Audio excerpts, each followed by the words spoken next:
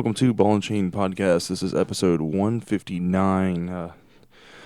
Today is what is today? April 9th? April 10th? April 11th? April 9th. That was right the first time. April 9th.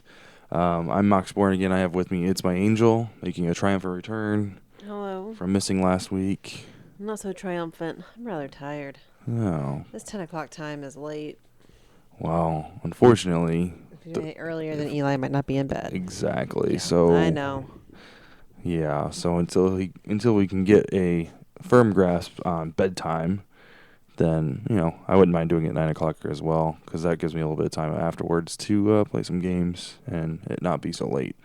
But we're here today to talk about some video games, talk about what we've been playing and kind of what we've been up to. So I guess we'll just jump right in. So far this week, I popped in some Kingdoms of Amalur. Finished the DLC. Finished the DLC. I never started the DLC. Dead Kale's Island or something like that.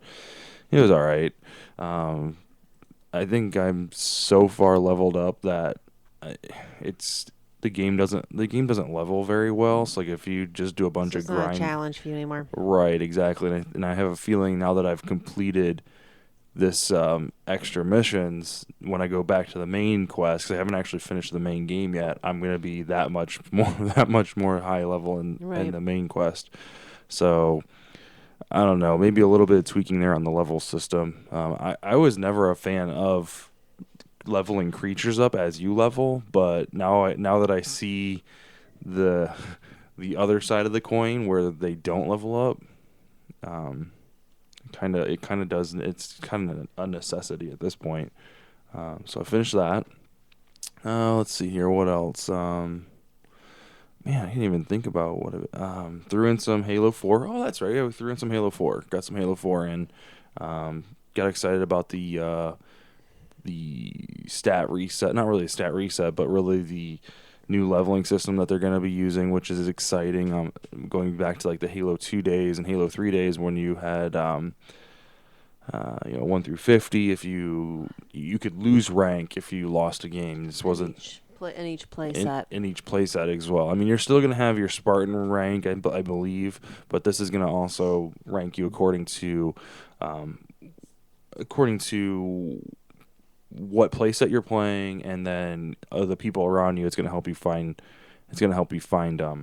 players that way as well. So I'm kind of excited for that. So me and Faye's have been playing some Halo 2 nights ago. Holy shit, we played till about almost 2 o'clock in the morning. We initiated the play till you lose mentality, and we just could not find a team for the life of us that could beat us. We finally, the last game we lost by I think 10 points, so a 1 kill. I think we lost by 1 kill is what it came down to. We didn't play very late last night because I don't know, we were definitely the underdogs last night. We got our asses. I didn't even know you played last night. Oh yeah, it was horrible. I was asleep before you came up, even from playing Magic. Yeah. So I'm playing quite a bit of Magic lately. Trying to get our decks ready for this coming weekend, which just jumped up on this came up like nothing. What have you been? Well, let's talk about what you've been playing. What have you been playing lately? Not much of anything. I did come down from playing SimCity for the first time in 3 nights. I started in archaeology. What? Yeah, oh, that's cool. It's it's a great work. They have these things called Great Works sites. And there's 10 different types of Great Works, and the first one that's available to you is called the archaeology. It costs $1 million. One city has to pay for it, but then all the cities contribute to the building of it, which I'm having trouble with. This particular work requires so much alloy, I think metal and televisions. So I need to send it so many crates of televisions. I've got 2 electronics factories producing televisions, but yet the number of crates going up, it doesn't seem to be increasing. So I don't know if I need to put them in my trade port and export them, because then I get money for them. So I don't think that's the case, because I think I'm selling them. Mm-hmm. So I need to figure out if I need to put them in my trade port and select to use locally, Mm-hmm. or not have them go to my trade port, but then my electronics factories get full, their storage gets full, and then they stop producing. So I Mm-hmm. got to figure out how I like what Better management. I need to read online and figure out how like what you're supposed to do to get those to send to the archaeology, because even though I've got the little green button to send it, I don't think they're getting sent. Hmm. So It's interesting that they've got this extra depth because like I remember them talking about the great works or whatever, but I never actually got around to doing any of it. So it's kind of interesting to see that there's more to it than just building a city and laying down some residential and laying down some industrial and some no, there's a retail. lot to it, because then like each particular type of great work provides something. Um, I forget what the archaeology. I think it provides housing for like so many Sims. Then you don't have to necessarily have residential zones in your city, and you can build up more like other types of things. Um, so well, actually, it provides it for the whole region versus the city. So That's cool. yeah, it's kind of neat to get to try to, especially if you're working on your own, actually building um, different cities within the region to support each other. It's kind of cool. Excellent. So I Did think play some Dance Central last night for the oh first time yeah, in I played forever. some Broke out the Connect. broke out the Connect. So we've inherited some used carpet remnants from one of Angel's uh, oh no, Angel's mom, one of Angel's mom's neighbors. So we were able to bring that home and unload that, and then so now we're putting carpet in the basement. Which originally the plan was to put it up in the bedroom, but we've decided to just it's used, so we'll go with the basement. That way, if it does end up getting water, it's no fuss. No big loss. And then we'll get new carpet up in up in the bedroom. We So need to. I think it's a good switch off. So we've got the entertainment room back in order. For the most part, the Xbox and PlayStation, all that's hooked. But the entertainment part of it's all hooked up. The carpet remnants for this room and the in between room is currently being occupying the couch. So that's what I got to work on next. But we broke out the Kinect, got some Dance Central in, which is nice. So Eli had a blast with it. Eli had It a was blast. hilarious. Yeah, it's funny watching him play. I want to break out the we got the Once Upon a Monster. Once Upon a Monster. That was that game we bought for him. I think he'll actually enjoy that now. So You're starting to get a little bit more of a grasp on that kind of stuff. so so yeah, and other than that, got some Halo in. Stop playing Call of Duty. Like I did the Prestige in Call of Duty, and got my level back up. I unlocked my gun or whatever permanently, and kept playing. And it's just like it's the same shit over and over again. And I know Halo's the exact same way or whatever, but I put Halo down long enough that I can go back to it. And especially with this new ranking system, like I'm not a fan of the ranking system of Call of Duty. Like I understand that you're getting experience for playing the game, but like the ranking system in Call of Duty is just garbage. Like It made the old Halo ranking system really made matchmaking fun. right, because you were trying to achieve that next ring or whatever, or that next Right. number. Whereas, after you prestige and Like if I play enough, I'm eventually going to get to a level 40 or 50 or whatever in Call of Duty, regardless of how I play. exactly, so like you could just turn the game on and let your teammates win the game. You'll still get credit for finishing the game and credit for the win. Yeah, your rank just means you've played a lot. Exactly, exactly, and that's the argument that I wanted to make is like Call of Duty isn't about it's not the ranking system is not about skill. Don't get me wrong, the game takes skill to play, but the ranking system does not in any way indicate your skill. It just indicates how much time you sit in front of that television and play, or how many times you catch the double XP weekends. So, and in my opinion, the Halo ranking system was a much better indicator. If not perfect by any means, but much better indicator of how your skill level was and how to rank you against. And the thing was that was used to matchmake you with people. So if the matchmaking system worked perfectly, you would win half your games and lose half your games. Right. So any route. So yeah, so let's talk. I guess we'll jump right into our segments. I don't know if you've got anything set up or. No, nothing really I Okay. decided to go with the flow. All right. Well, I want to talk about well, we got an upcoming event. Looks like the Magic is going to kind of take part first place, I guess, in our at our event. Normally we were solely video games, but the turnout for the Magic tournaments actually is quite impressive. Looks like we're going to have about 11 or probably about 10 or 11 people. We got two maybes still that are on the fence. So it could be upwards of 13 people, which is awesome. So I wanted to talk about some Magic today. In preparation for the new set that's coming out, Wizards of the Coast have been releasing, like always, a couple cards a day or whatever, a couple cards a week. They were a little slow for Great Gatecrash and Ravnica. I believe it almost seemed like we knew almost every card that was coming out prior to the release, which Yeah, I you feel know, like we did. which kind of like I don't know, it Takes away some of the takes away excitement. some of the excitement. We've got 33 of the cards released, 33 of like 100 and some, but mind you, 22 of those is land.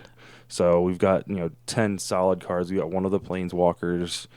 So I really wanted to kind of talk about these cards that have been released. Which I don't really play red blue. You did. You played I'm the s- Izzet and you liked I'm it. stoked about this red blue. This red blue planeswalker is right up my alley. Well, I guess we'll just jump right into that. Ral, two colorless, one blue and one red.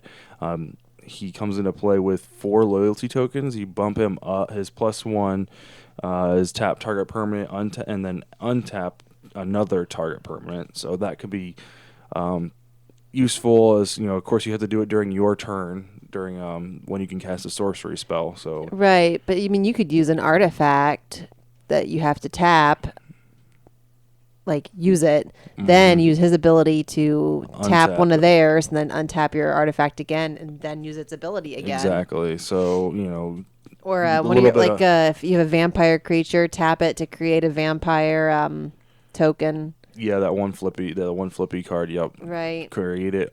Well, Create the it, only untap it, well, right. You could yeah, exactly and then that. tap it to create yet another one. And yep. So it can be used for multiple different things. In the case of I wouldn't be able to use it in my black green deck, but I have those Gyre Sages that tap for green mana.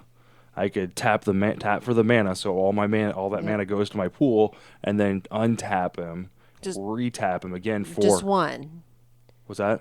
You only get to do one. Right, but what I'm Right. saying is I can tap him for use his ability, and Right. then use his +1 to untap that creature, and Right. then tap it again, basically producing twice as much mana as he's allowed. I mean, mana ramp is available. You can use it to untap a land. So if you need that extra mana, you could tap it, produce a land, untap it, and tap it again. Yeah. So, it's a great control card, which is amazing. And you get to tap one other opponent's creature so it doesn't block. Exactly. You can tap a creature so it doesn't block or doesn't use its abilities. You could tap, like, say they have 2 land on tap, you can tap one of their lands. Of course, they'll just tap it for mana. But at any rate, you can force their hand into using that mana, which is always a good thing when you kind of take control of the deck. The next ability is you can -2 loyalty tokens to deal 3 damage to target creature or player.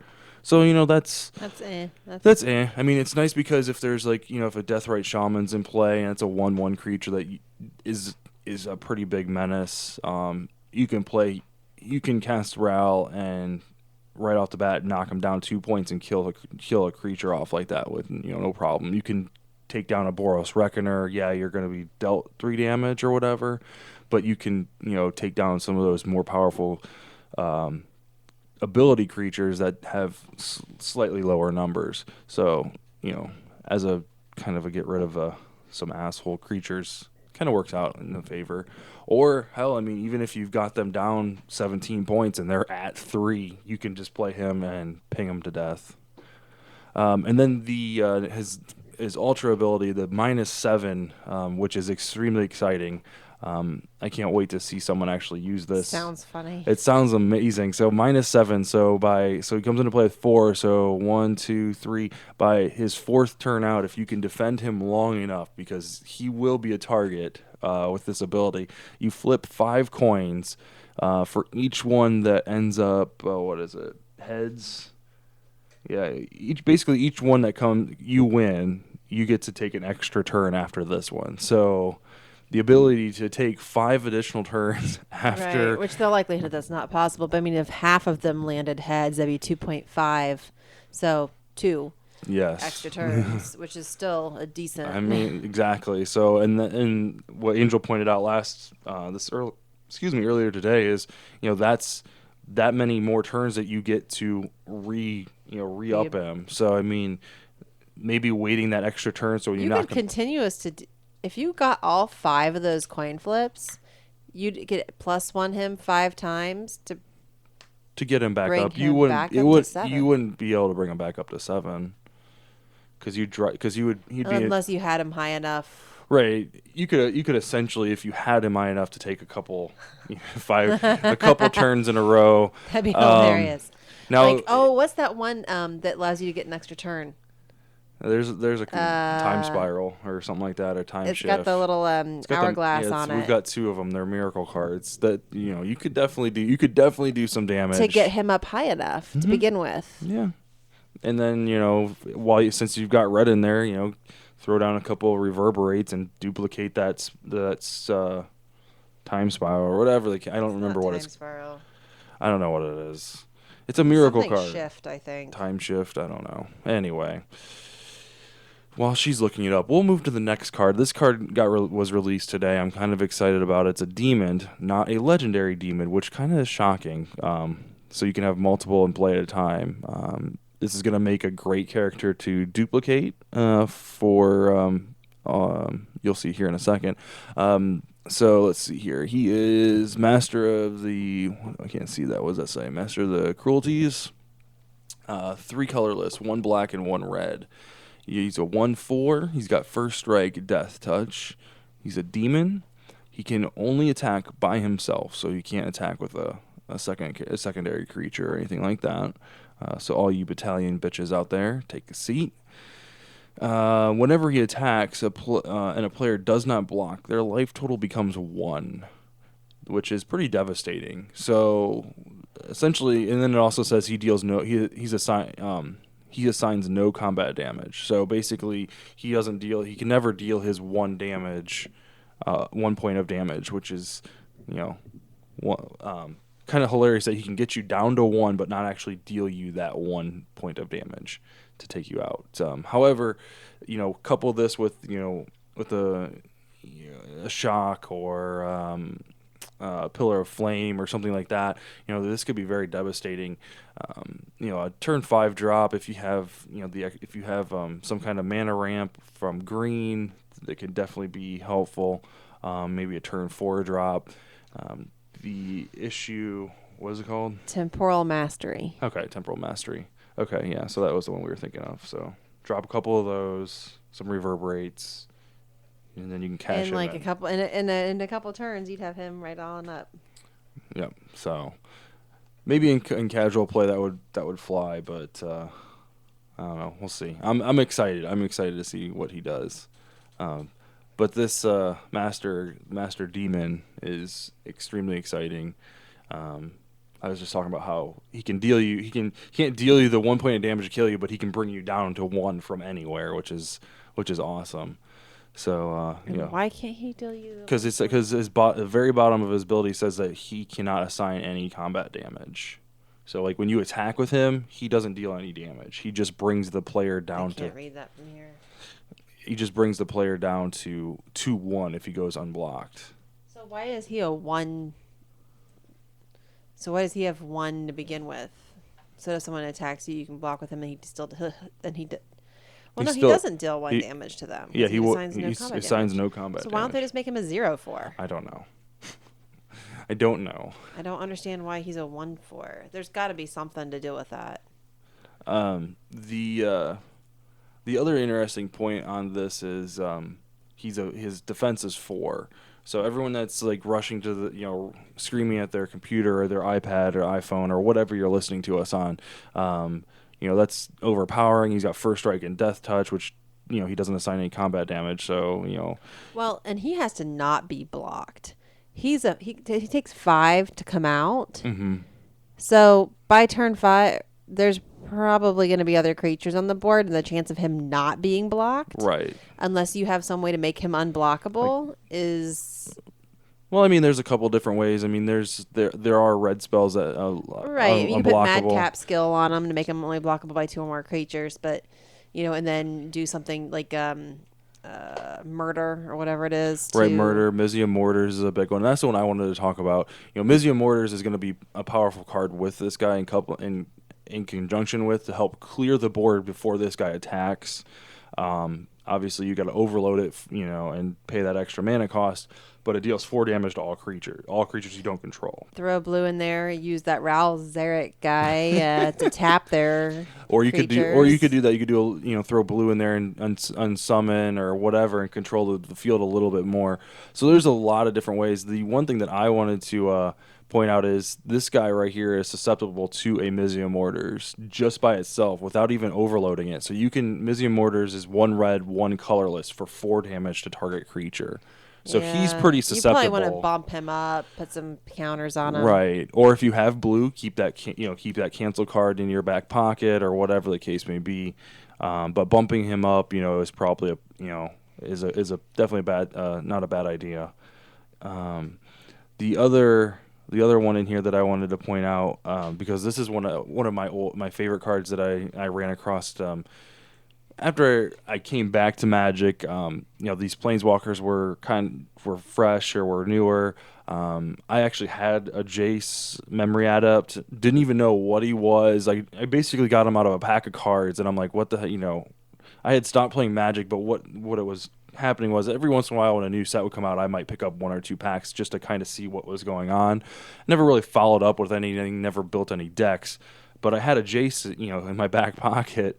So when I come back to playing Magic, I find out that all these Planeswalkers have loyalty tokens, and they're different from +1/+1 counters, and there's very few cards to duplicate their counters or whatever. And I come across, while I was away from Magic, a card that you can untap the creature and pay 3 mana and double every token that's on target permanent. In the sense it said permanent, you could target a Planeswalker, because a Planeswalker, of course, is not a creature. It's a permanent. So this card from the I can't remember is it Simic is green-blue? I think it's Simic. This creature is a legendary creature, 1 colorless, 1 green, and 1 blue. So 1/4, yet again susceptible to Mizzium Mortars.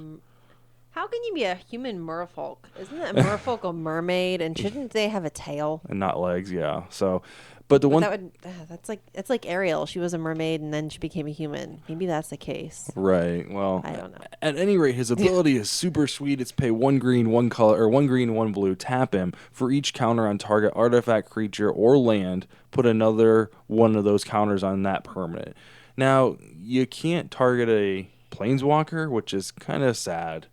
But, +1/+1 counters to Artifact, creatures, land. tokens to lands or creatures, or whatever the case may be. That this is, of course, I would think that Simic. there's really nothing that I can think of right now that puts out currently that would put tokens on lands. Is there? I don't know off the top of my head. I would think that maybe this set might have a card that maybe would do something. It's with possible. That. It's possible. There might be. I can't. There's got to be or something. Or they're planning for something in the next block. Right. That's because actually that's very true. Remember, because after M14 comes out, the next set will drop the Dark Ascension, and the Avacyn, Innistrad. That will drop and we'll continue on to the next set. So sad. Because that's my favorite. That's my favorite. I love that. Yeah, it was a good set. That was actually my first set I've actually ever played. That block. That was really Innistrad block or whatever. Introductory to Magic, but I like the Vampires and Angels, and I'm sure it'll come back around after they remake the Twilight series. Yeah. I'm just kidding. Don't do that, please. But, again, like I said, you can't target a Planeswalker, but just being able to, drop this guy down and for two doubling any amount of tokens, which has got me excited because my current black green deck, of course, it doesn't have blue in it, but it could have blue. My black green deck is solely based around +1/+1 counters. And basically turning any creature into a primordial hydra till the end of turn is, just makes me giddy. And yet again, this would be a perfect candidate for untapping and retapping with your Railu. So if you went green, blue, Each counter. red, Put another counter. So basically, you're just doubling the counter times 2, right? exactly. Yeah. So And then if you've got your Corpse Jack Menace out, you're putting 2.5 times or something. in another Yeah. double. So say there's 4 tokens on a creature, you get 4 plus +8. You get 4 and then 8. So you'd be doubling to 8 and then adding 4 more. So it would be it would be sick, just to say the least. So let's see, what else do we have down here? We've got the split cards. This was probably the last set that I played was Invasion before I put the game down, and that was one of the sets that took advantage of these split cards. I wasn't a fan of them just because there just wasn't enough. There weren't any that were powerful enough to use in a deck that I liked, and I at the time I didn't really dip into multiple colored decks, let alone 3-color decks. So it was very difficult for me to actually take advantage of some of these cards. But the new thing that's got me excited with the Return to Ravnica and the Gate Crash, and then this set coming out now with Dragon's Maze, it's wrapped around multicolored decks. what the heck are those? 1, 2, or even 3-color decks. So you've already got your deck built that has multiple colors in it. So the nice thing about these ones is they have fuse. So if no one's ever seen these before, basically, if you've got a magic card, standing up, and like, we'll pretend my phone's a magic card because I don't have any around here, which sucks. But you got your magic card, and you got casting costs in the up corner, and then all that stuff. Well, these cards are actually on their side, and they're split down the center, and they're half cards. Are these going to be in the regular release? Yes, these are all part of it. Don't like that. So, you were only able to play one or the other. You couldn't do both.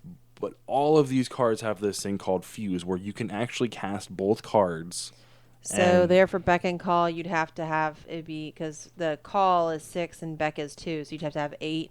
Exactly. You'd have to have looks like 1 green, 2 blue, a white, and 4 colorless. Correct. So, and basically what you would do is whenever the Beck spell is in sorcery, whenever a creature enters the battlefield your turn, you may draw a card, and then the Call is put 4 1/1 white bird creature tokens with flying onto the battlefield. So you're talking for 8, play 4 creatures, 1/1 is with flying, and draw 4 cards.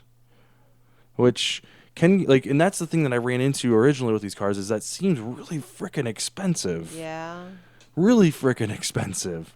Granted, if you've got the mana, that's a pretty big swing. Is 4 creatures and drawing 4 cards. I don't like that. But that's just a lot of flipping mana. I don't know. First of all, so it gives you double the cards, but I mean, it makes everything smaller. It makes the art smaller. It makes I don't know. It's trust me, it's aggravating, and nothing's more there's not a bigger tell than what's in your hand when you have to turn a card on sideways or tilt your head to read something, because the cards. Yeah. And so it's one of those things where I don't feel like I'm gonna play. There's one card in here that I might play with, and it's for basically 3 mana, you can destroy an artifact and a enchantment in one fall swoop. Yeah, I really hope that's not something they're going to be building on. The past few sets that they've done them with, there hasn't been, for a while there weren't any rares. It was just commons and uncommons, so it was very limited as to what you could do with them. So I don't see these making a huge comeback. which is fine by me because Ooh, mazes end. it's just aggravating. Um, there's Mazes End. That one we've already talked about on the show before. This one's kind of interesting. This will be the last one we'll talk about. More blue white control deck love coming from Dragon's Maze. You've got an Hate instant that. spell, costs 2 blue and one white. Counter target spell. Its controller cannot cast spells this turn. So that's entirely aggravating, just because not only does it stop your current spell, but you can't do anything else for the rest. Well, you can't cast any more spells, so it's just one of those Right. So things. basically, you could do like your activated abilities or something, but that's Yes, it. that is it. So this is it's going to be a extremely popular card, um, just because with Sphinx's Revelation. And it's just one of those cards that is going to be very well sought All those after. what is it? Bring the brown man. What is it that Ruben calls that one? Arrest. Oh, keep the brown man down. Yeah. Yeah, with the arrest and all the By the way, other. that is not our name. We did not name No. that. um, let's Well, see here. The so yeah, I mean, there's a lot of good cards coming out, which I'm excited for.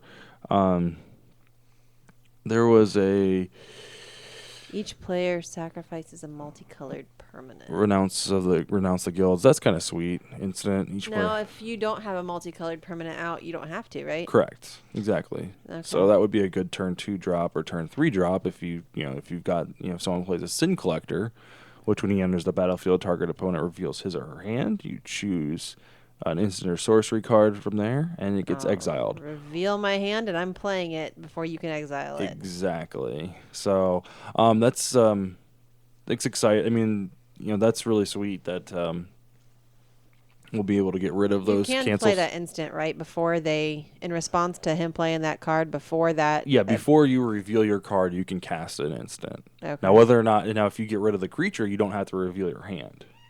Right. So, because it's when the creature enters the battlefield, so he has to actually physically resolve to the battlefield before his Okay. reveal takes place. So, there's ways around that, but that can be for white black. That would be a great bounce card or a great candidate for Conjurer's Closet or something like that. That where you're activating Right. ability on the fly. Of course, the white green populate decks are going to be excited for 4 mana, two green, 1 white, and 1 colorless. You're going to get a 5/5 worm with trample token, so you'll be able to populate the shit out of that. And Yeah. yeah, so that's kind of interesting. Populate decks are still seeing some love. It looks like there's quite a few things to bring tokens. You had that one. You had the one that double card or whatever that brought the bird flying tokens. Mm-hmm. So So you're a couple seeing a token couple love, yeah. token. You've got this human wizard, this is actually a pretty sweet card, and it's a flipping common too. This is insane for 1 blue, 1 white. Again with the control flash creature, which means you can play it at any time. You could play an instant. So after combat attack phase has been initiated, you can flash this creature in and block. Ooh, that would go good with your guy up there. You were just talking about the white black dude. Exactly. White, black, blue. Exactly. This is what I'm talking about. So when this creature comes into play, you may return another target creature you control. That's a big thing. You control to its owner's hand.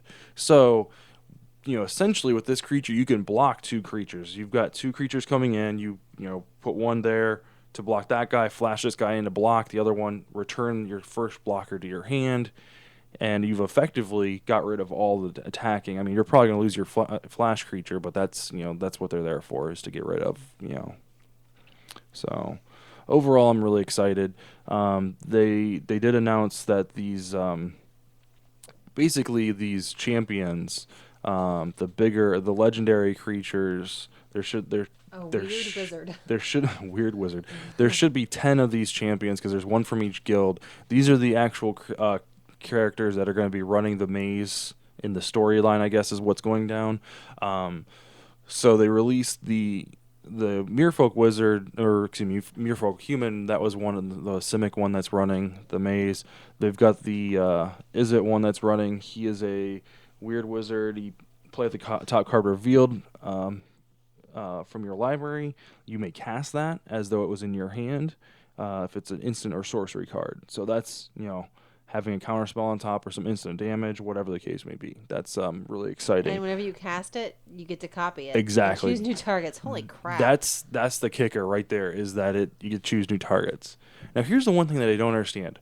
Why is the Simic character a 1/4 and the Izzet a 2/4? Like I don't understand the concept behind this.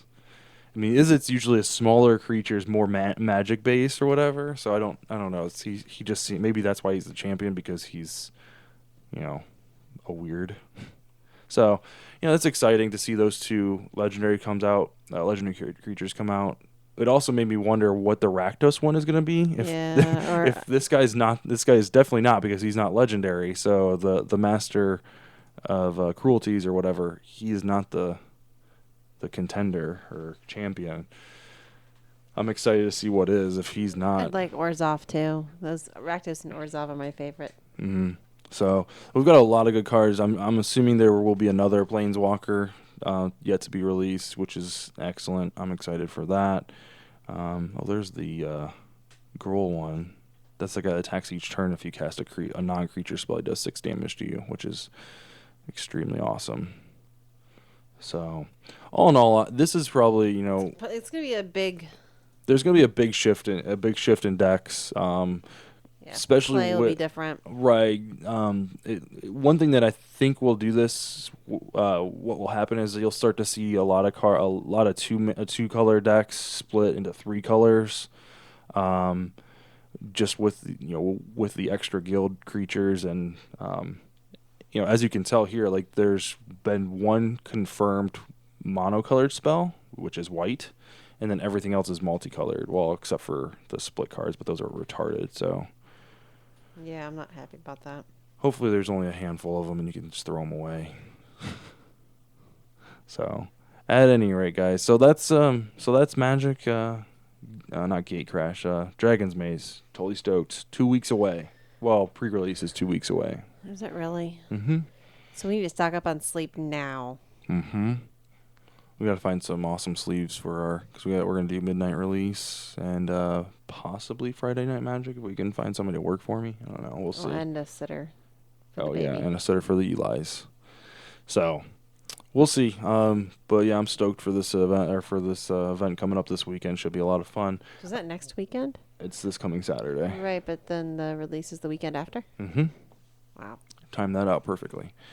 But other than that, guys, if you want to catch us out on the website, is ballandchainpodcast.podbean.com. That's where you can catch all of our audio segments and stuff like that. Leave a comment. It'd be great. We do have the stream up and running. You can visit It's ustream.tv/ I believe it's BC Podcasts, or channel/BC Podcast, which is awesome. We've also got our VODs up on our YouTube site. That's youtube.com/BC Podcast, or you can do a search for Ball and Chain Podcast, all one word. Will pop right up, and you can see the logo, see all of our recent videos. Again, I do apologize for the quality of them. We're using an Xbox Live camera, which is kind of terrible and all sorts of bad. But when I hit the lottery, we'll buy a new camera. So yay! Unless there's some awesome viewers that want to donate to our cause. Yeah, exactly. If you want to donate a couple $100 and we'll upgrade, I'll be more than happy to provide a much smoother stream. I tell you what, I'll meet I'll meet you halfway. You get the camera, and I will upgrade to the next speed in internet so we can actually stream in HD. So. Anyway, I want to thank you guys for watching. We'll be back next Thursday. We'll let you know how the event went. Next Tuesday. Next Tuesday. I don't know why I keep saying Thursday. We'll be back next Tuesday, 10 o'clock. We'll see you guys later. Night.